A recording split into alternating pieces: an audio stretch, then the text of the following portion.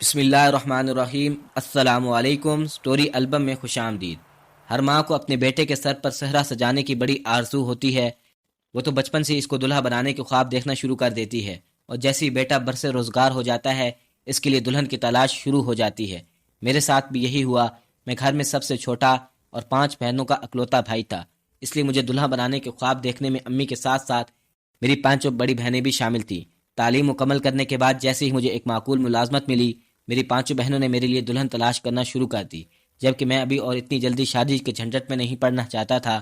میں بھی آزاد رہ کر زندگی انجوائے کرنا چاہتا تھا، مگر جس شدت سے امی کو پوتا کھلانے کا ارمان تھا، میری بہنوں کو بھی بھتیجا بھتیجی کا شوق تھا، اس لیے میرے نہیں کرنے کے باوجود مجھے شادی کے بندھن میں باندھ دیا گیا۔ بہرحال میری والدہ اور بہنوں کی پسند بہت اچھی تھی، جو مجھے بھی پسند آئی، اور بہت جلد ہماری ذہنی ہمانگی بھی ہو گئی۔ میری طرح میری بیوی بھی شوق اور چنچل تھی، اور وہ بھی آزادی سے زندگی انجوائے کرنا چاہتی تھی۔ وہ بھی بچوں کے چکر میں اتنی جلدی پھنسنا نہیں چاہتی تھی۔ میری دادی اماں کا کہنا تھا کہ جوڑے آسمانوں پر بنتے ہیں، اور جب نئی روح کو دنیا میں آنا ہوتا ہے تو ان کا ملاپ زمین پر ہو جاتا ہے۔ یہی وجہ تھی کہ ہماری خواہش نہ ہونے کے باوجود میری بیوی کے ہاں خوشخبری ہو گئی، جس سے مجھ سے زیادہ میری بہن بہنوں کو خوشی ہوئی۔ قصہ مختصر، اس شادی کو سال بھی نہ ہوا، ایک جیگتی جاگتی پیاری سی گڑیا بیوی کی گود میں آ گئی۔ کہاں تو ہم میاں بیوی قبول نہیں کرنا چاہتے تھے، مگر بچی کی صورت دیکھتے ہی وہ ہمیں بہت عزیز ہو گئی۔ اولاد کی صورت میں بہترین رحمت بنائی ہے۔ بچی گھر بھر کی لاڈلی تھی، اور جیسے جیسے بڑی ہوتی جا رہی تھی اس کی خوبصورتی بھی بڑھتی جا رہی تھی۔ ہم دونوں کو سب سے زیادہ حسین اور سب سے زیادہ پیاری لگتی۔ اس بچی کی خاطر میری بہنیں اپنے سسرال سے جلدی جلدی آنے لگتی اور اسے خوب لاڈ و پیار کرتی۔ اس کا نام ہم نے انعامت یعنی اللہ کا انعام رکھا تھا، اور سب اس کو پیار سے انم کہتے تھے۔ دیکھتی ہی دیکھتے وہ 2 سال کی ہو گئی، اور میرے گھر والوں کی خواہش تھی کہ ان کا بھائی بھی جلدی سے آ جائے۔ میری والدہ کو پوتی کا شوق پورا ہونے کے بعد پوتا کھلانے کی شدید آرزو ہو گئی۔ ایک دفعہ پھر ان کا مطالبہ زور پکڑنے لگا۔ نہ صرف میرے گھر والے بلکہ سب دوست احباب اور رشتہ داروں کا بھی یہی کہنا تھا کہ ایک بیٹا ہی بھی ہو جائے تو فیملی مکمل ہو جائے گی۔ ہمارے معاشرے میں جب تک لڑکی لڑکے کی شادی نہ ہو، ہر ایک کی زبان پر ایک ہی سوال ہوتا ہے، کہیں رشتہ لگا، کوئی بات بنی۔ پھر جب شادی ہو جاتی ہے تو یہ سوال ہر ایک لبوں پر چلتا رہتا ہے، کوئی خوشخبری ہو جائے تو اگر بیٹا ہے تو بیٹی کی دعائیں شروع ہو جاتی ہیں، اور اگر پہلی بیٹی ہو تو اور بھی شدت سے بیٹے کا مطالبہ ہونے لگتا ہے۔ بیٹا اور بیٹی دونوں ہو جائیں تو پھر ایک سے یہ سننا پڑتا ہے صرف 2 اولادیں، بھائی 2 تو اور ہونے چاہیے، بیٹے کے لیے بہن اور بہن کے لیے ایک بھائی تو ضروری ہے، گویا کسی حال میں چین نہیں۔ یہ انسان کی فطرت ہے۔ ایسے ہی سوالوں کا جواب ہمیں بھی سامنا کرنا پڑتا اور کرنا پڑ رہا تھا۔ ہم دونوں میاں بیوی ہر ایک کو یہ کہہ کر ٹالتے رہے کہ اتنی جلدی نہیں، ابھی نہیں، مگر ہمیں پتہ نہیں تھا کہ ابھی نہیں کبھی نہیں میں بدل جائے گا۔ میری بیٹی کی 3ری سالگرہ تھی۔ ہم اپنی بیٹی کی سالگرہ بہت دھوم دھام سے مناتے۔ فیملی کے خاص لوگ اور کچھ دوست مدعو ہوتے۔ سب لوگ بہت خوش تھے۔ گھر کی وسیع لاؤنج میں انتظام کیا گیا، سب مہمان آ چکے تھے۔ میری بیوی اوپر کمرے میں تیار ہو رہی تھی۔ اس نے آج کی تقریب بہت خوبصورت رنگ کی بلیو رنگ کی سلک ساڑی خریدی تھی، جو اس کے گورے رنگ پر خوب جچ رہی تھی۔ وہ تیار ہو کر اوپر سے اتر رہی تھی کہ نہ جانے کس طرح اس کے سینڈل کی ہیل سیڑھیوں میں کہیں پھنس گئی تو اس کا توازن بگڑا اور اس سیڑھیوں سے لڑکتی ہوئی نیچے آ گری۔ میں نے جلدی سے اس کو گاڑی میں ڈالا اور ایمرجنسی میں اسپتال پہنچا۔ وہ گرتی ہی بے ہوش ہو گئی۔ دراصل سیڑھیوں کا کنارہ اس کے پیٹ میں اس طرح لگا کہ اس کا اندرونی نظام بری طرح مجروح ہو گیا۔ ایمرجنسی میں اس کا آپریشن ہوا۔ تقریب کی خوشیاں ماند پڑ گئی۔ میری بہنوں نے گھر پر آئے ہوئے مہمانوں کو سنبھالا اور ان کو کھلا پلا کر رخصت کر کے سب ہسپتال پہنچ گئے۔ میری بیوی کی جان تو بچ گئی، مگر وہ آئندہ ماں بننے کی صلاحیت سے محروم ہو گئی، اور ہم دونوں کو یہی کہنا ابھی نہیں کبھی نہیں میں تبدیل ہو گیا۔ میری بیوی کی مکمل صحت یابی میں 3 مہینے لگے، اور جب اس کو اپنی محرومی کا پتہ چلا تو وہ بہت روئی، مگر اب کیا ہو سکتا تھا۔ ہم دونوں کو اپنے بیٹی کی خواہش تو تھی، مگر ہم نے قدرت کے نظام کو اپنے ہاتھ میں لے کر اس کے فیصلے کو ٹالا تھا۔ اس سے اللہ نے ہمیں یہ سزا دی کہ ہم دوبارہ اولاد کی خوشی ہی نہ دیکھ سکے۔ قدرت کے فیصلے اٹل ہوتے ہیں، اس میں خلل ڈالنے والا سراسر نقصان میں رہتا ہے، مگر اب کیا ہو سکتا تھا سوائے توبہ اور استغفار کے۔ سو اب ہم ہر وقت اللہ سے معافی مانگتے رہتے۔ بچی کی پرورش بڑی ناز و نام سے ہو رہی تھی۔ اس کی ہر ضرورت اس کے کہنے سے پہلے پوری کر دی جاتی۔ ہم اس کے ہونٹوں کی جمش سے اس کی خواہشات کو سمجھ لیتے اور فوراً پوری کر دیتے۔ کہتے ہیں انسان کے پاس ایک ہی دولت رہ سکتی ہے، اولاد یا روپیہ۔ ہمارے پاس روپے اور پیسے تو بہت تھے، پر اولاد کی دولت صرف ایک بیٹی تھی۔ بہرحال اب ہمیں صبر و شکر سے کام لینا تھا۔ چند سال یوں ہی گزر گئے۔ میرے والدین بھی دائرۂ مفارقت دے گئے۔ والدین کے ترکے میں سے جو حصہ ملا، اس سے میں نے اپنا الگ گھر خرید لیا اور ناظم آباد کے علاقے سے گلشن میں شفٹ ہو گئے۔ اس دوران میری بیوی کو بھی والدین کے ترکے میں سے ایک حصہ ملا، جو میرے حصے سے کئی گنا زیادہ تھا۔ دراصل اس کے والدین بہت پیسے والے تھے، اس لیے اس کو بہت زیادہ ملا۔ اب تو میری بچی کروڑ پتی والدین کی اولاد ہو گئی، اس لیے اس کی پرورش اور بھی ناز و نام میں ہونے لگی۔ ابھی اس کی عمر تقریباً 8 سال ہو گئی۔ وہ اکثر پیٹ میں درد کی شکایت کرتی۔ اس کو ہم نے بڑے بڑے ڈاکٹروں کو دکھایا، مگر کوئی خاص پیاری باوجہ تخشیش نہیں ہوئی۔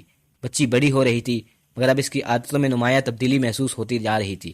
وہ سب سے الگ تھلگ، اپنے کمرے میں رہنے کی زیادہ سے زیادہ بات چیت بھی نہ کرتی اور رشتہ داروں سے ملنے جلنے سے بھی کترانے لگی۔ رفتہ رفتہ اس نے اپنی سہیلیوں سے بھی میل جول ختم کر دیا۔ ہم نے اس کی تبدیلی کو بہن بھائی نہ ہونے کی محرومی سمجھا، اس لیے کوئی خاص نوٹس نہ لیا۔ پھر اس نے لڑکیوں کے ڈریس کو چھوڑ کر لڑکوں والے کپڑے پہننا شروع کر دیے۔ اپنی ماں سے ضد کر کے نئی شرٹ اور جینز خریدنے لگی اور استعمال بھی کرنے لگی۔ ہم فیشنیبل تو تھے، مگر کبھی مغربی اطوار نہیں اپنائے۔ ہم لوگ مشرقی روایات پر پابند تھے۔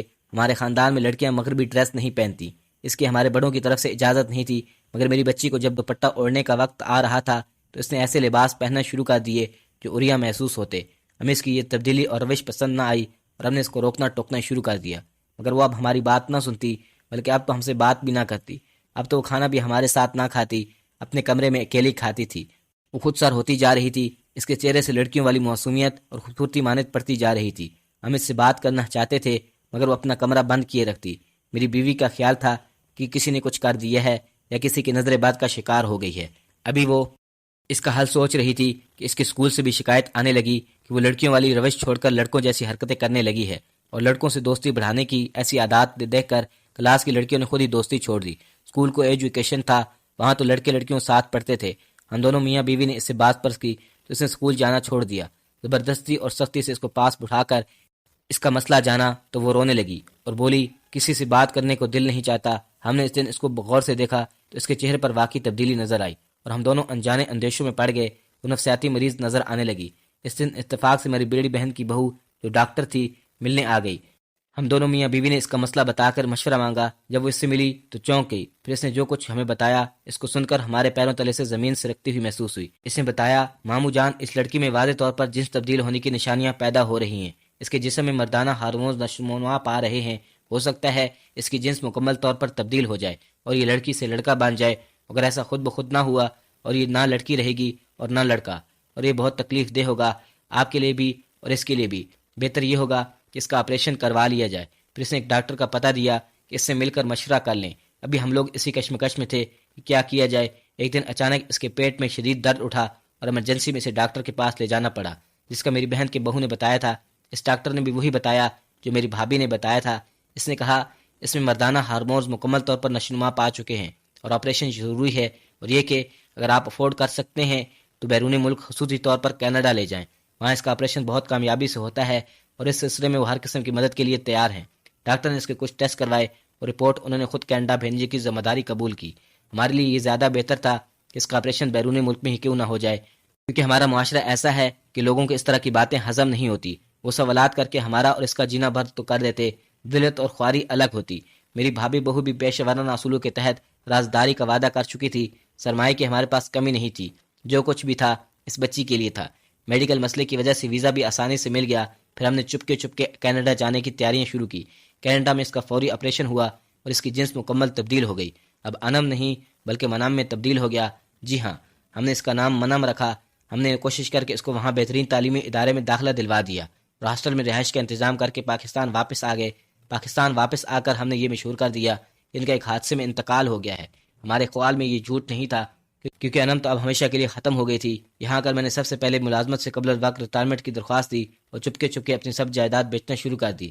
ساتھ ہی ہم نے کینیڈا امیگریشن کے لیے اپلائی کر دیا اور بیوی کے علاج کا بہانہ بنا کر وزٹ ویزے پر کینیڈا آ گئے۔ کچھ عرصہ اسی طرح چلتا رہا۔ اس کے بعد کینیڈا کی امیگریشن مل گئی تو ہم لوگ یہاں شفٹ ہو گئے۔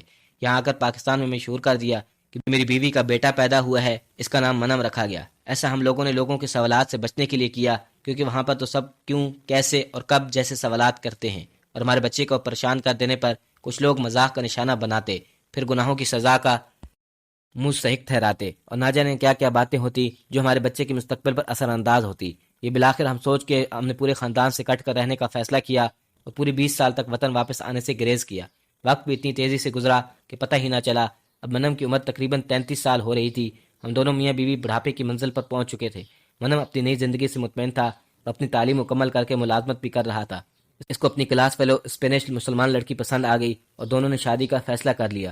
وہ لڑکی بھی ایک حادثے میں ماں بننے کی صلاحیت سے محروم ہو چکی تھی اور اس نے اپنے بارے میں سب کچھ سچ سچ بتا دیا۔ میں یہ نہیں معلوم کہ منم نے اپنے بارے میں سب کچھ بتایا تھا یا نہیں۔ بہرحال دونوں کی شادی ہو گئی۔ اس اسفہانی کہانی سے پورا ہونے کے بعد ہمیں اپنے وطن کی یاد آنے لگی تو ہم نے وطن واپس آنے کا فیصلہ کیا۔ میری بہن کی ڈاکٹر ہونے پر اپنے پیشہ ورانہ فرائض کا پاس رکھتے ہوئے اس راز کو کبھی نہیں کھولا۔ اس یہاں کسی کو کچھ نہیں معلوم، لیکن میں نے اپنی اس بڑی بہن کے سامنے اس راز سے پردہ اٹھایا تو رفتہ رفتہ سب کو معلوم ہو گیا اور لوگ انم سے منم بننے کی کہانی جان گئے۔ اب لوگ بلا شبہ تماشا لگانے لگے اور ہر کوئی ہم سے انم سے منم بنانے کی بہانے کا مطالبہ کرنے لگے۔ ان کے سوالات ایسے تفتیشی انداز میں ہوتے جس سے ہم نے یا ہماری بچی نے کوئی جرم کیا ہو، اور اب تو وہ راز جو ہم نے خود سے بھی نہیں چھپایا تھا تشت ازمم ہو گیا۔ اچھا ہوا منم ہمارے ساتھ پاکستان نہیں آیا، ورنہ تو لوگ اس کا جینا بھی حرام کر دیتے۔ ہمیں اپنی غلطی کا شدت سے احساس ہو رہا ہے۔ ایک تو ہم نے قدرت کے فیصلے میں رکاوٹ ڈالی، اللہ نے ہماری رحمت اور نعمت دونوں لکھی تھی، مگر ہم نے دنیاوی تدبیر کر کے اس کو ٹال دیا۔ پھر انم سے منم کی کہانی کو انعام کو مار کر منم پیدا کرنے کا افسانہ بنایا۔ اللہ کہتا ہے، اے میرے بندے، اگر تو میری رضا پر راضی نہ ہوگا اور اپنی مرضی کے فیصلے میں چاہے گا تو میں تجھے اور تیری چاہت میں تھکا دوں گا، پھر ہوگا وہی جو میں چاہتا ہوں، اور اگر تو میری رضا میں راضی ہوگا تو میں وہ بھی عطا کروں گا جس کی تجھے چاہت ہے، اور وہ بھی دوں گا جو میری رضا ہے۔ میری قسمت میں بیٹی اور بیٹا دونوں تھے، اس لیے اللہ نے کچھ دن میں بیٹی کی خوشیاں دکھا کر اسی کو بیٹا بنا دیا، کیونکہ ہم نے اس کے فیصلے پر راضی سے انکار کر کے قانونی قدرت کے فیصلے کو اپنے ہاتھ میں لے کر اپنی مرضی چلا رہے تھے۔ قانونی قدرت میں رکاوٹ ڈالنے سے سراسر نقصان ہی ہوتا ہے۔ ہم اپنی غلطی پر نادم ہیں اور ہر وقت اللہ سے معافی مانگتے رہتے ہیں۔ اللہ ہمیں معاف کرے، آمین۔ آپ بھی ہمارے لیے دعا کیا کریں۔